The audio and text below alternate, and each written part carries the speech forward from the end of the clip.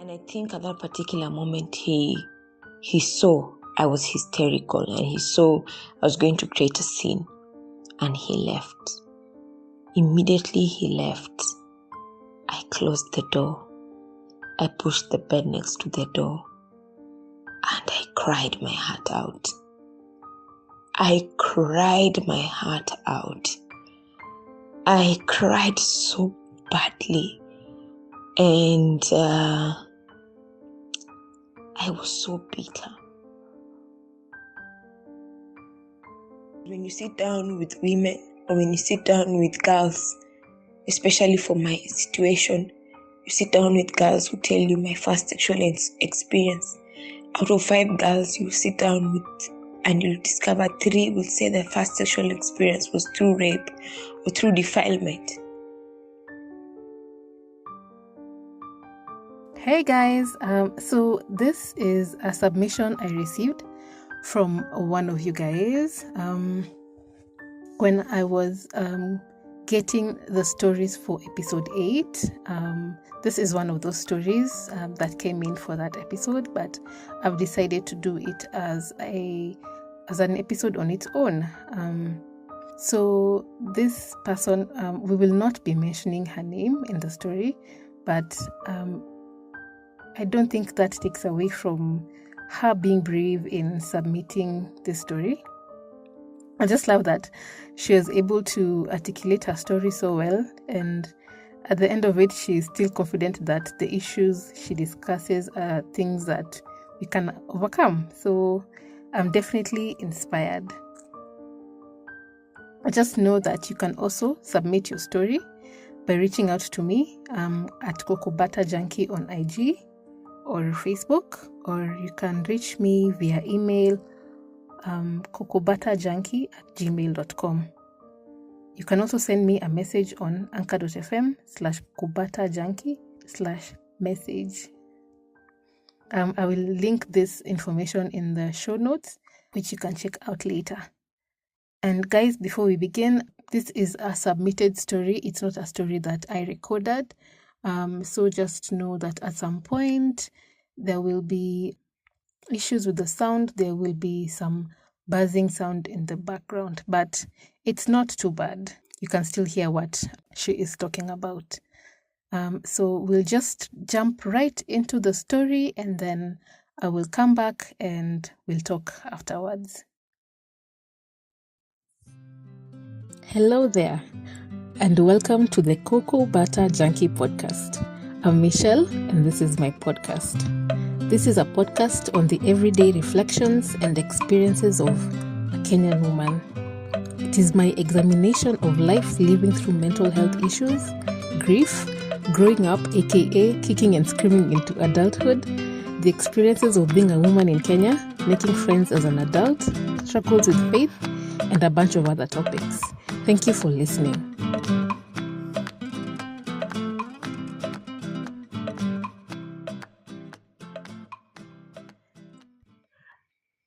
Currently, I work as a child protection officer in Turkana, and Turkana is an area where women are not respected. The gender roles here make women are really below the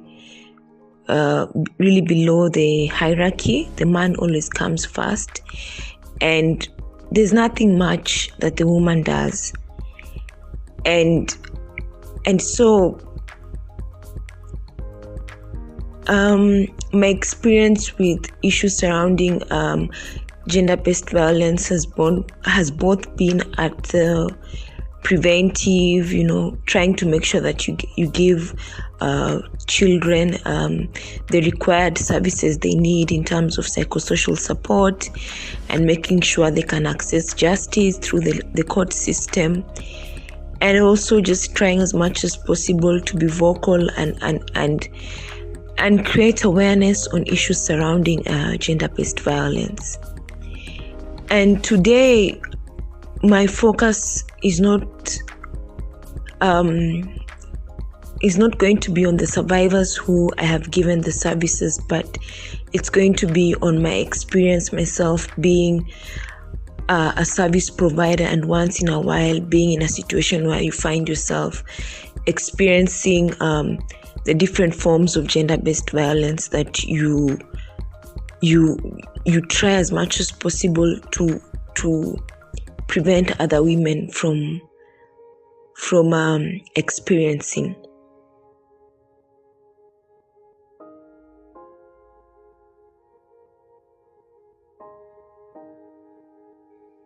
The reason why I really want to speak about it, or why I really want to talk about it, is often when you sit as a service provider, when you sit as a counselor and you listen to a survivor's story, you notice how much they feel the guilt, and they feel it was their fault in, they should have said something, they should have not been in that place,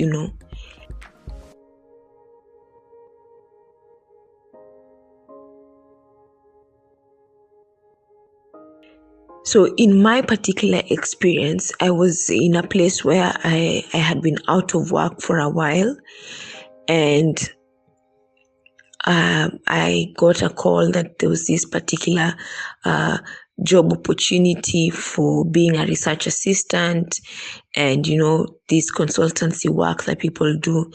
So a friend of mine had connected me to this guy who I was promising to take me back to okay, let me put this into context. When I got this job offer, I was back at home in Kisumu, and my friend said the job was in Turkana.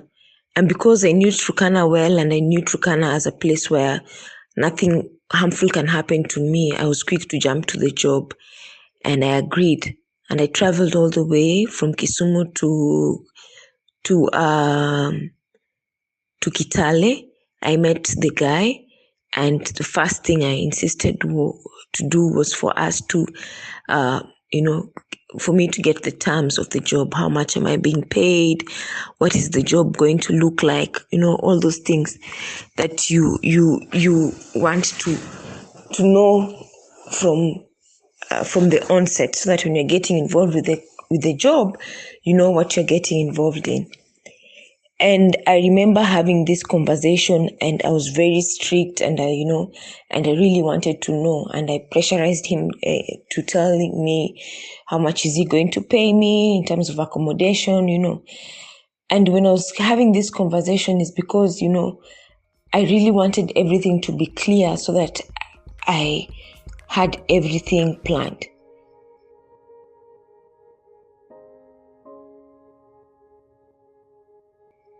When the man had me being very strict and being very forthright, he told me, just relax, you're being very, I think it's feisty, or you're being very, there's a word they usually use to refer to this, to women who are not submissive, or when you ask questions that make men uncomfortable. There's a way they refer to those kinds of women. They refer to you as being too rigid, actually. And I told him, well, in this kind of world, you can't afford being anything else, because you have to know what you're getting involved in. But he tried as much as possible, to try and calm me down. And from the word go, I had a gut feeling that this is something wrong. I should just bolt and go back home. But then I was like, you know what? I need the money. I need the experience. What's the worst that can happen, And so we had dinner. And then once dinner was done, he booked rooms. So he insisted that he wants to get in and see my room.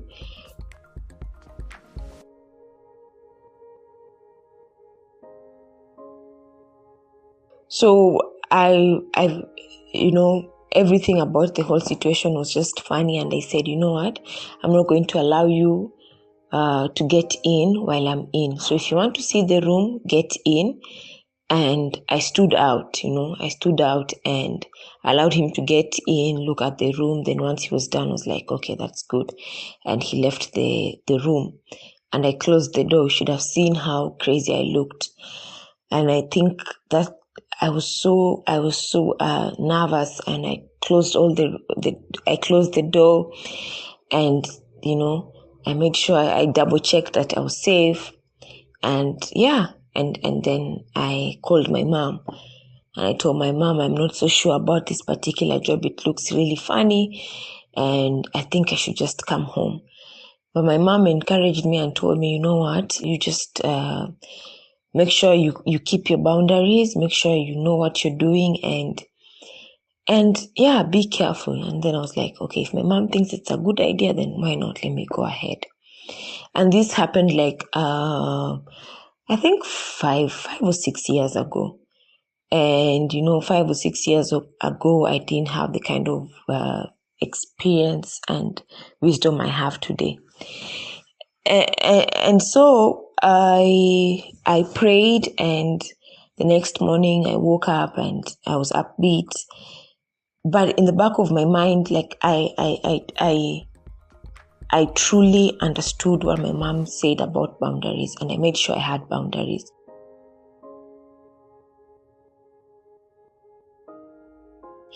So we had to travel by road from Kitale to Lodwar, and that's a very long distance.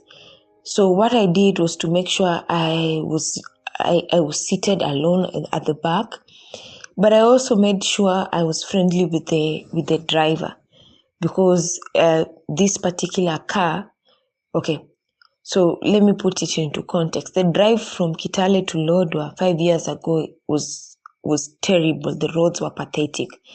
So most people, what they would do was to hire vehicles from Lodwar to come and pick them in Kitale. And then because these drivers knew the road, and then it would be easier for them to drive back, to Turkana.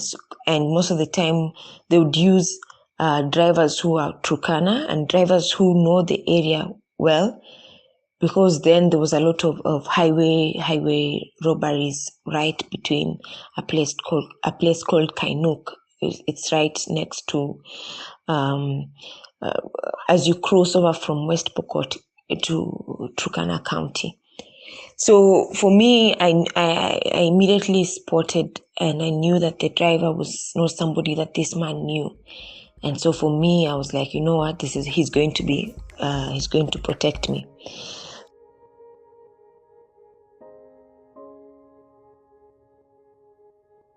We traveled, and the journey was okay. And I love sleeping when I travel, especially long journeys like the Kitale Lodwar. It's a road that I've used for a while, so I knew my way of coping with the bad roads was just to sleep throughout the journey. So what I did was to try and talk to this man, and but along the way I slept. But even in my sleep, I always slept, being cautious, So along the way, in my head, I had slightly put down my boundaries. I slightly put down my guard, because at least the next day when we woke up, he was really professional, and So for me, as we were traveling, I really wanted to prove myself. I really wanted to sound like a professional in what I was doing, because actually the contract, the particular job assignment, was for us to do a social impact or social evaluation of the road that was being constructed from Kainuk to Lokichogio. And so I really wanted to look like I understood what I was doing. Not that I didn't, not that I was not an expert in what I was doing, but I just really wanted to prove myself. And so in my head, I was like, let me engage as a professional. Because, of course, growing up as a woman, I always wanted people around me, especially men, not to identify with my beauty more, or not to identify with my feminine side, but to identify more with my intellectual capacity. And so that is all through the journey. That's what I really tried to show this person. And I was really being naive, because this person, that was not his interest.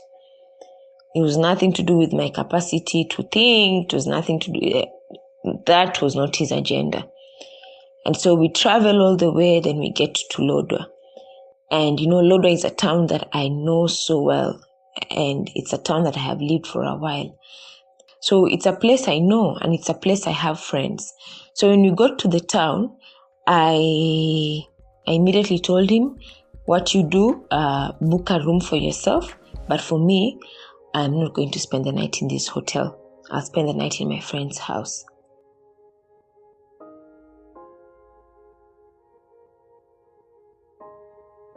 And that's when my guards came. I built my guard again, because now he started insulting me. And you see, the thing about sexual harassment, in my experience, is they never say words that will explicitly show that they are sexually harassing you.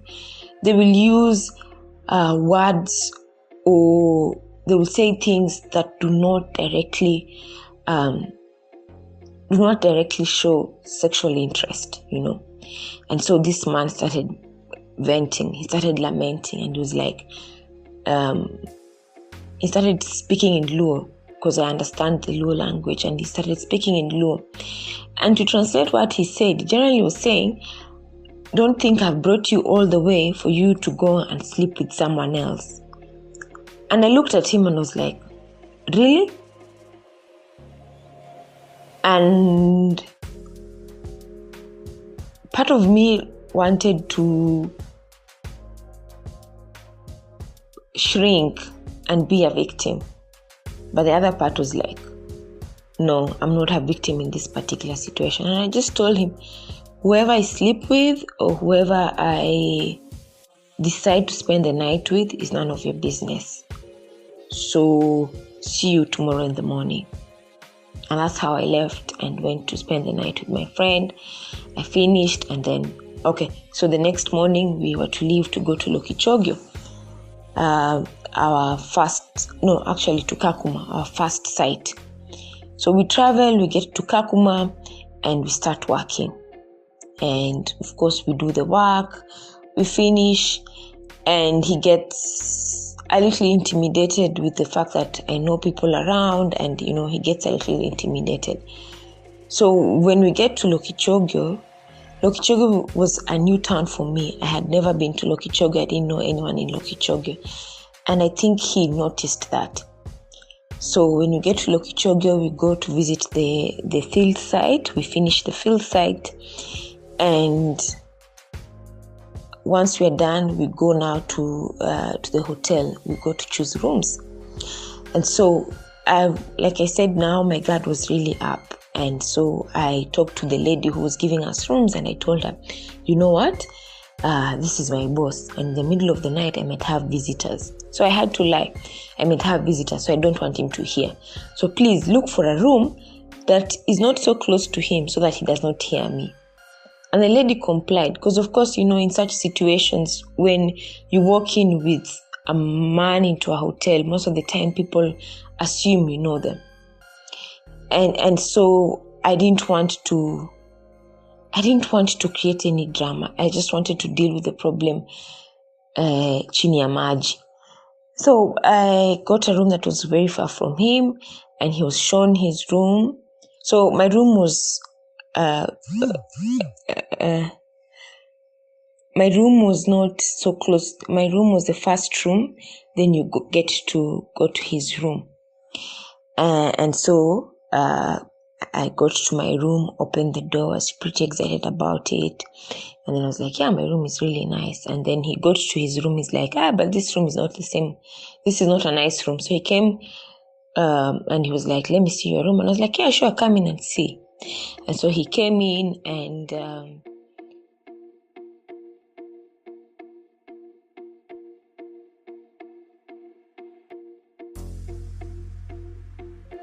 he came in, and the lady showing us the room was at the door. So when he came in, I knew she was still at the door, and I knew there's nothing that he would do to me because there's somebody at the door. So he came in, looked at my room and was like, it's really interesting. I was like, yeah, it's pretty amazing. And in my naivety, I'm like, I was so excited about the room. I was like, look at the bathroom, look at the tiling. And and he comes in and he's like, it looks really amazing. And so he walks in, and then he intrudes into my personal space. And I was like, dude, you're in my personal space. He didn't get what that meant. So I moved further away. I didn't know by moving further away, I was putting myself in a corner, and I was putting myself in at harm's way.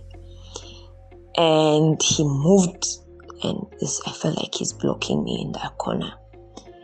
And he further moved into my personal space. Oh my God, I hate it when people get into my personal space. I was so mad.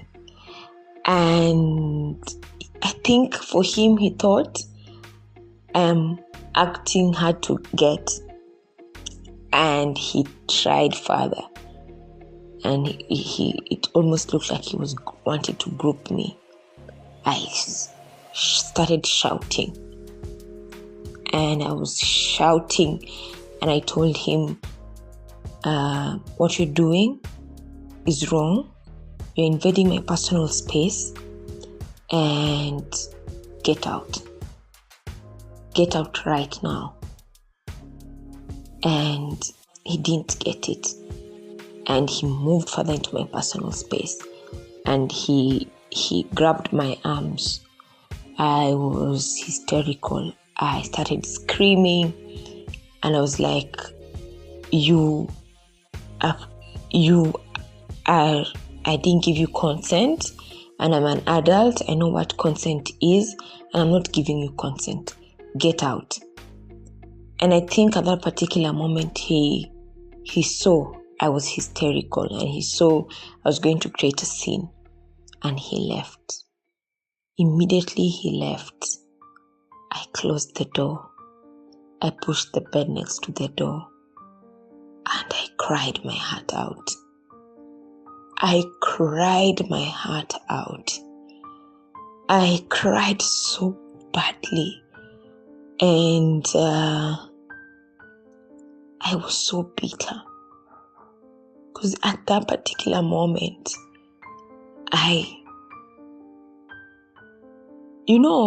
usually when you go for those gender-based violence training, when they talk about power, when they talk about abuse of power, you never understand what it means until that very day.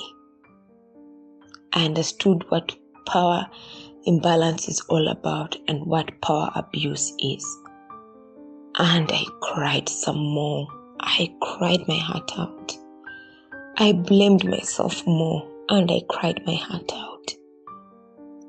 The only person I could think of was my young brother.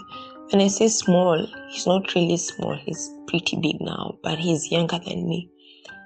And he's the only person I could talk to, because my brother is an engineer, and he works in an engineering company that has females. And he understands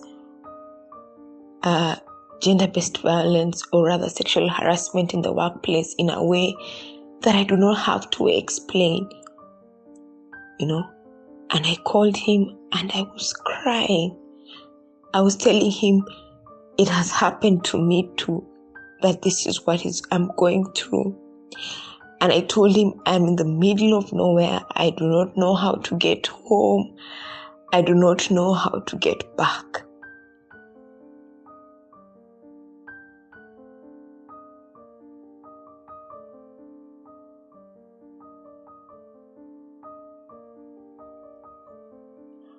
And right there, I knew how my clients felt when they were talking about the loss of power and the loss of dignity.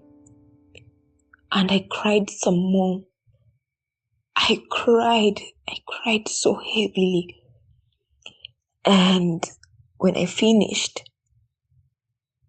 this guy called me because he still needed me for work.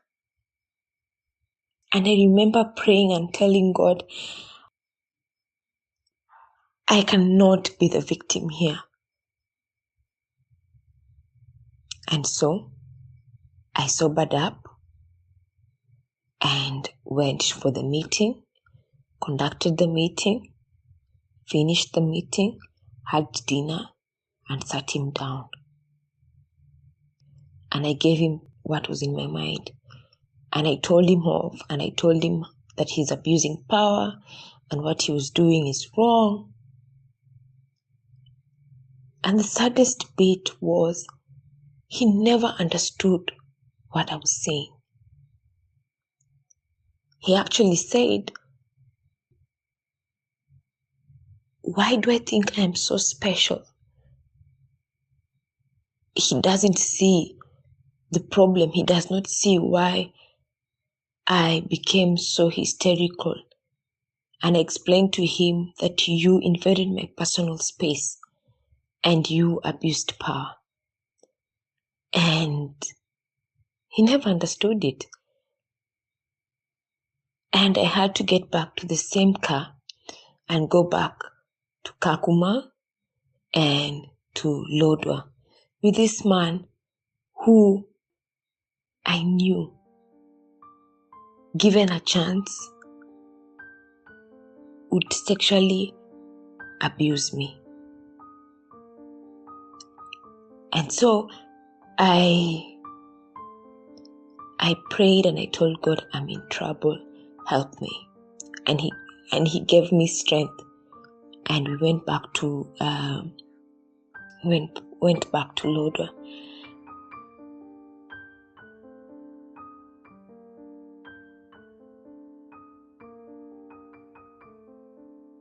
And when I got to Lodwa, I remember calling a friend of mine and telling him that I'm in trouble, this is what is going on. And I remember calling him and telling him, is it my fault that I am a woman? And is it my fault that I look the way I look? And I am a Luo. And, Luo women are endowed with the backside. So I have an ass. And I kept asking him, is it my fault that this ass gets me into trouble? And I remember hating myself so much. And he just told me, it's never your fault. It's his fault. And I stopped crying and I just said, yeah, it's not my fault. I need to move past this,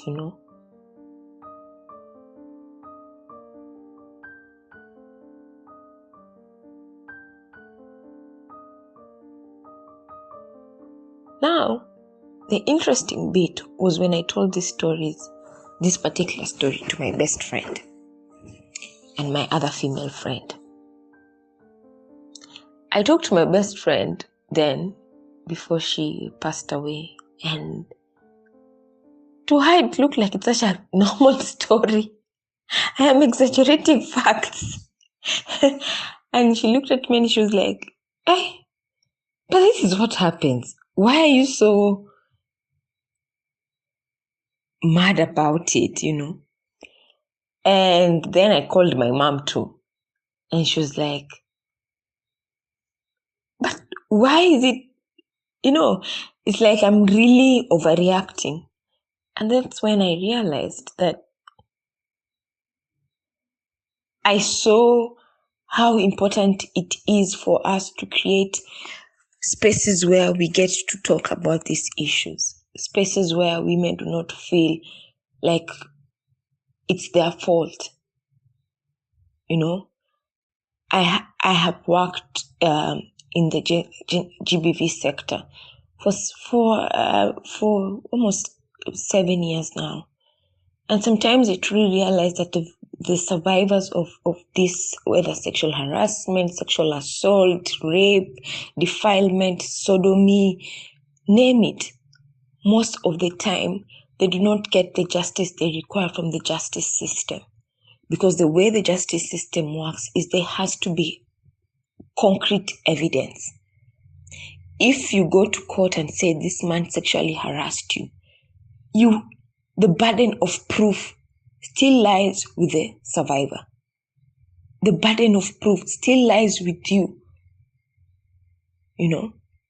If I go to court right now and say I was raped, it is for me to truly establish through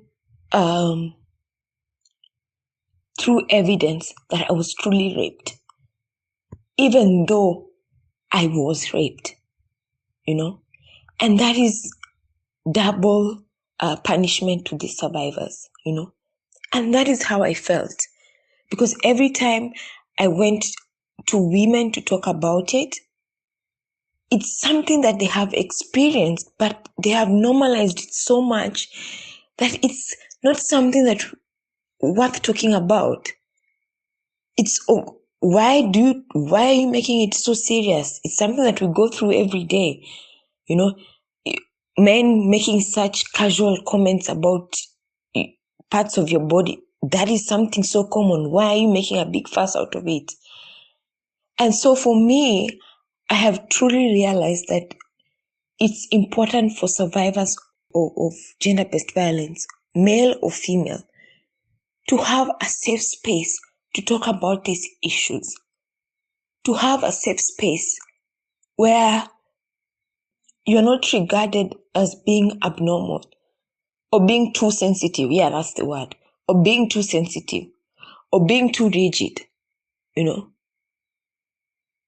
It's important for us to talk about it, to talk about the pain that comes with it, because after what happened to me,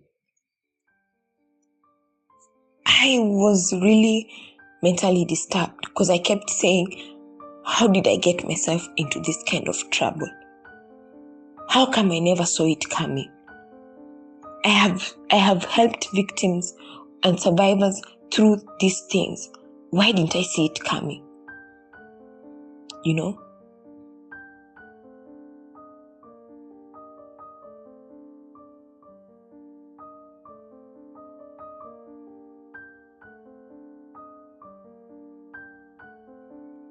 But what sometimes we forget is sexual harassment is just, or issues surrounding GBV are just not about being in the wrong place or being with the wrong person, but sometimes there are issues surrounding power.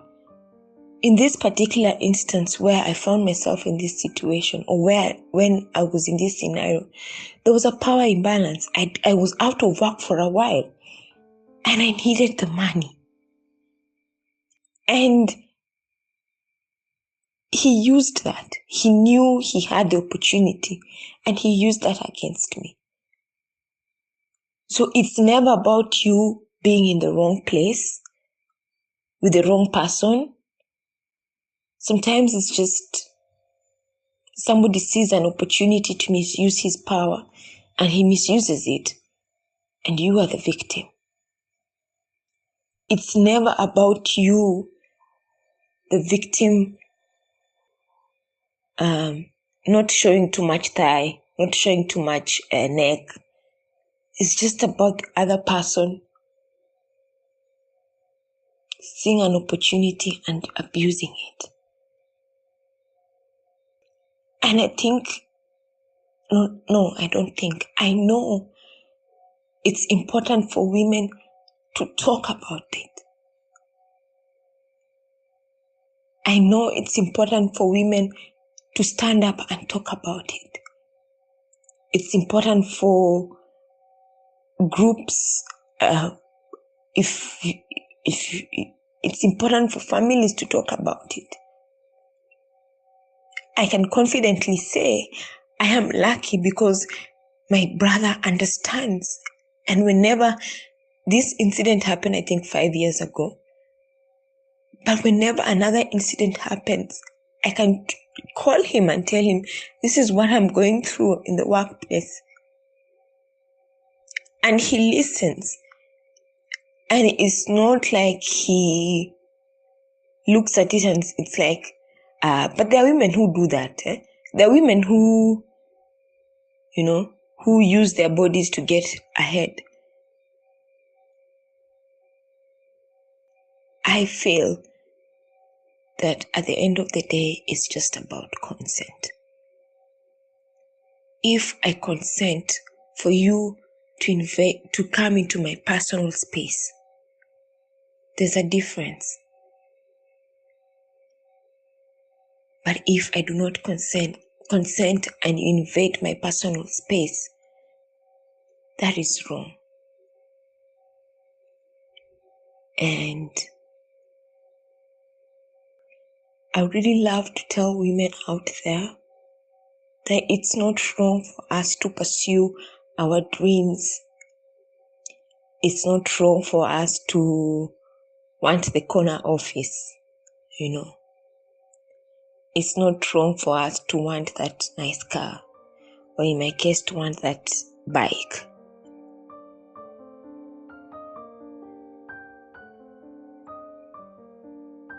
It's okay for us to want what we want. And it's okay for us to say no for what we do not want.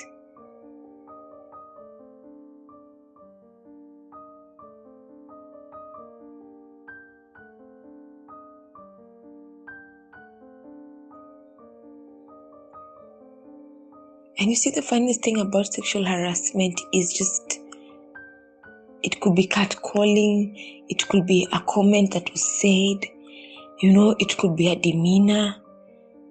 And somebody like me, I see it every day, And once it has happened to you once, your guard is always on the alert.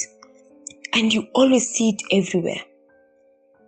So I'd just like to encourage the women who see the harassment everywhere.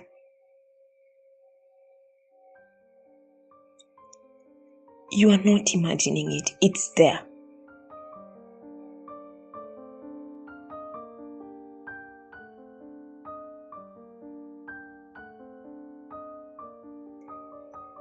I'm not trying to normalize this. I'm actually saying that we are not victims. We are survivors. And yes, sometimes, most of the times, we look for stories of courage. But it's important for us to also tell the stories of resilience to our girls so that they know that they can still rise above the situation. And for those who have never experienced this, they can still hold the hands of those who have experienced.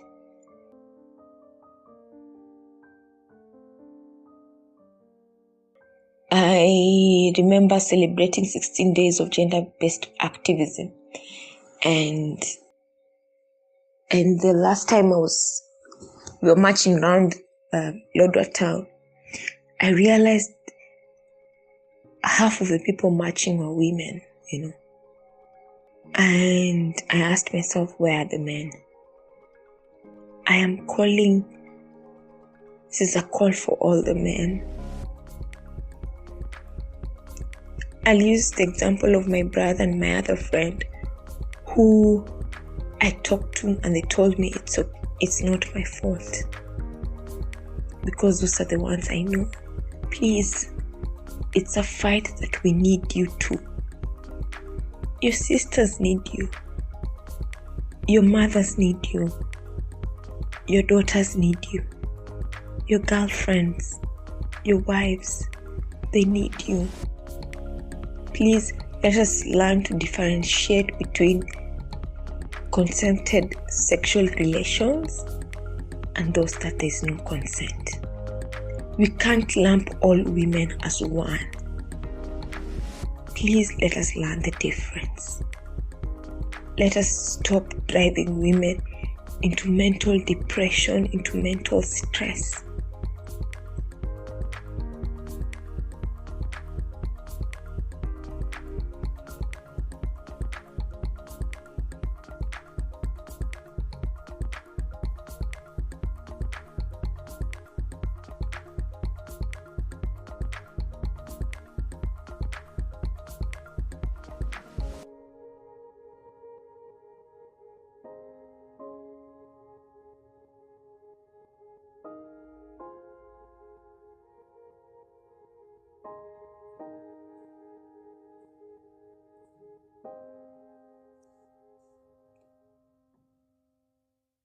Something we always say, especially as women, we say, listen to your gut.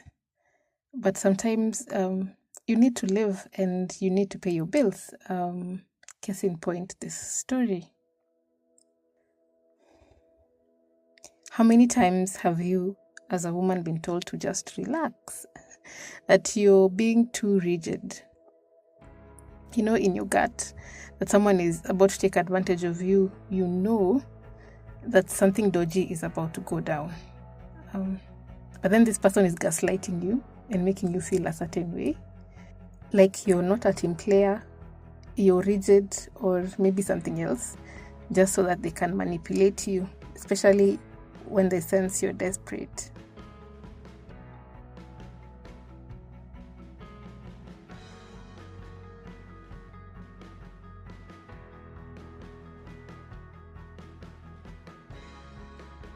There's this question I asked in the previous episode.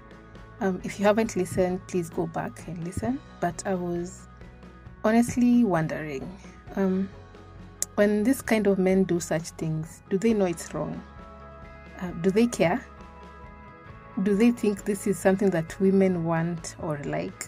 Even when we are crying and protesting and being hysterical? Or do they think this is just how women are?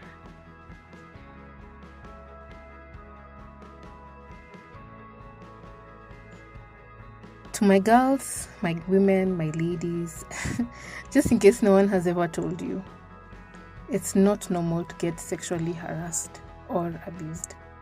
It's not acceptable. It's not okay. And I know it has happened 100 million times over. It's still not okay. And when your friend comes to you to talk about the experience, even if you have been through worse, don't gaslight them and say they're exaggerating. Don't say that's just how men are. Let's stop normalizing abuse. The least you can do is just listen and offer your support. Because you know very well that they did not imagine it.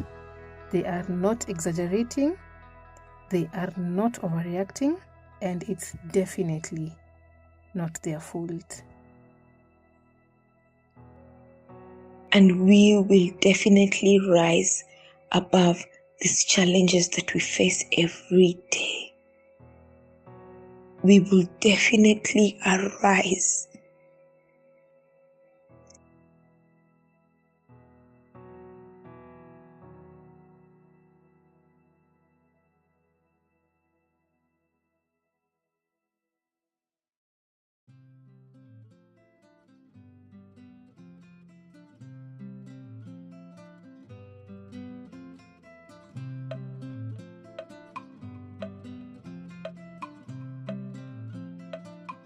So there's this TV series on Netflix called Criminal. There's Criminal UK, Spain, Criminal Germany, and I think France.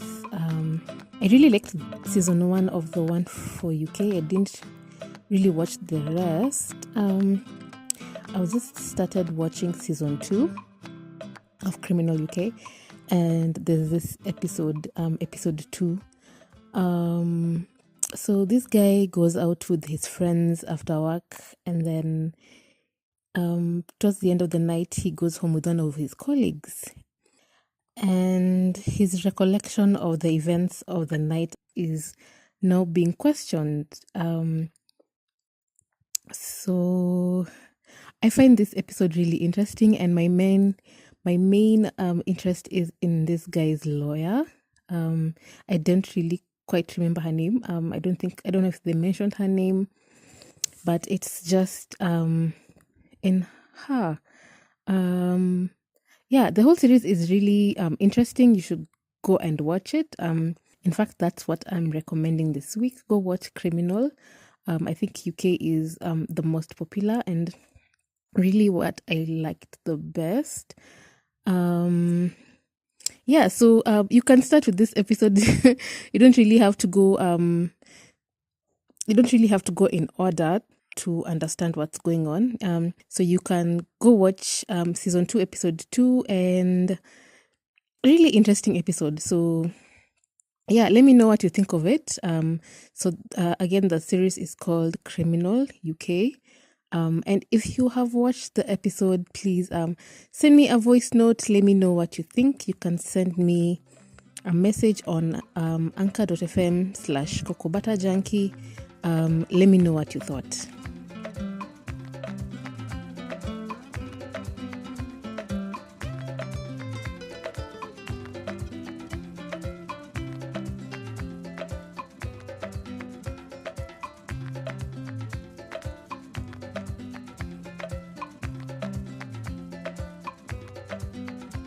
So guys, that's the episode.